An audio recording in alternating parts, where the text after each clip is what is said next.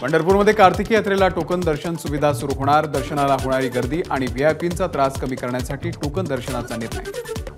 Oasis फर्टिलिटीच्या तज्ञांनी IVF उपचार पद्धतीद्वारे 1 लाखांहून अधिक जोडप्यांना मातृत्व प्राप्तीचा आनंद दिला आहे। मोफत अपॉइंटमेंट बुक करण्यासाठी आजच संपर्क साधा।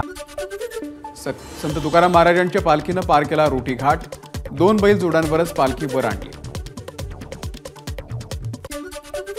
वालेनगरीमध्ये संत ज्ञानेश्वर माऊलींच्या पालखी सोहळा विसावला। भाविकांकडून माऊलींची पालखी खांद्यावरती घेऊन विसावा स्थळापर्यंत नेली। पंढरपूरमध्ये मंत्री गुलाबराव पाटील यांनी घेतलं विठ्ठल रुक्मिणी मातेचं दर्शन।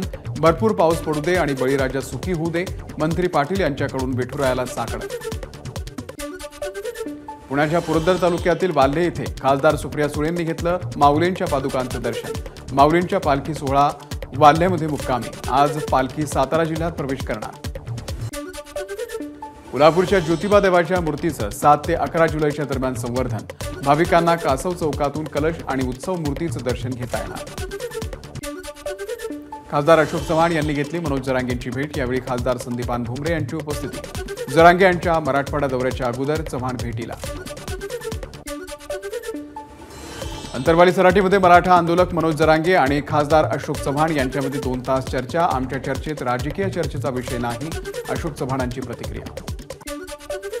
नगरमध्ये जिल्हाधिकारी कार्यालयाच्या समोर खासदार निलेश लंके यांच्या नेतृत्वात शेतकरी जन आक्रोश आंदोलन। लंकेंचा जिल्हाधिकारी कार्यालयाच्या समोरच मुक्काम। महाविकास आघाडीच्या जन आक्रोश मोर्चाच्या दरम्यान खासदार निलेश लंके यांच्याकडून दुधाचं वाटप। पोलीस अधिकारी आणि कर्मचाऱ्यांना दूध वाटलं।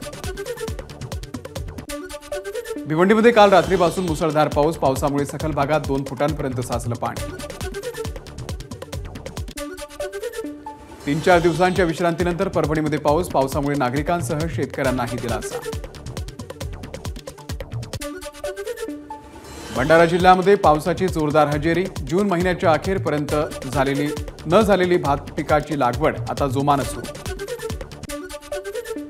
लाडकी बहीण योजनेचा लाभ घेण्यासाठी जिल्हा बँकेमध्ये केवळ 100 रुपयांमध्ये खातं उघडता येणार। छत्रपती संभाजीनगर जिल्हा बँकेचा निर्णय।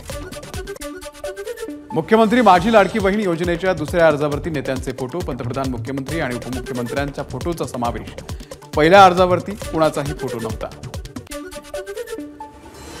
रायगडमध्ये डॉक्टर बाबासाहेब आंबेडकर तंत्रशास्त्र विद्यापीठामधील शिक्षकालाच लाच घेताना अटक। विद्यापीठाच्या वित्त विभागामधील त्यांच्या कार्यालयामध्येच लाच स्वीकारताना एसीबीची कारवाई।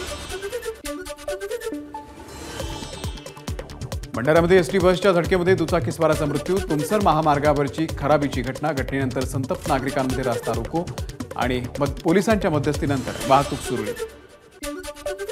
छत्रपती संभाजीनगरच्या डोंगरगाव कवाडमध्ये रस्त्याची दुरावस्था। शाळेत जाण्यासाठी विद्यार्थ्यांचा चिखलामधून प्रवास। वाशिमच्या नंदीपेठ भागामध्ये खोदून ठेवलेल्या रस्त्यामुळे नागरिक त्रस्त। तक्रार घेण्यासाठी अधिकारी नसल्यानं संतप्त नागरिकांनी घातला रिकाम्या खुर्चीला हार। येवल्याचे गटविकास अधिकारी आणि प्रांत कार्यालयातील अव्वल कारकून लाचलुचपत विभागाच्या जाळ्यामध्ये। विविध कामांसाठी लाच मागितल्या प्रकरणामध्ये दोघांनाही रंगेहात पकडलं। नाशिकमध्ये 18 वर्षीय तरुणाची राहत्या घरामध्ये हत्या। गंजमाळ परिसरातील घटना। पांडू शिंगाळे असं हत्या करण्यात आलेल्या तरुणाचं नाव। हत्येमागचं कारण अद्यापही अस्पष्ट।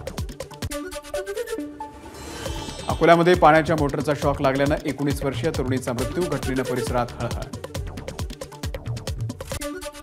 कोल्हापूरच्या करवीर तहसील कार्यालयाच्या इमारतीसाठी खोदण्यात आलेल्या खड्ड्यामध्ये दुचाकीवरचे दोघे पडले।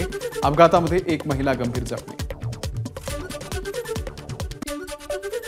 अकोल्याच्या पातूर ते मालेगाव रस्त्यावरती 2 कारची धडक। अपघातामध्ये एकाचा जागीच मृत्यू। 2 पेक्षा जास्त लोक जखमी। मुंबई गोवा महामार्गावरती चिपळूणमध्ये उड्डाणपुलाच्या कामाच्या दरम्यान दुर्घटना। क्रेनचं हुक तुटल्यानं 2 कर्मचारी कोसळले। 1 जण गंभीर जखमी। एबीपी माझा, उघडा डोळे बघा नीट।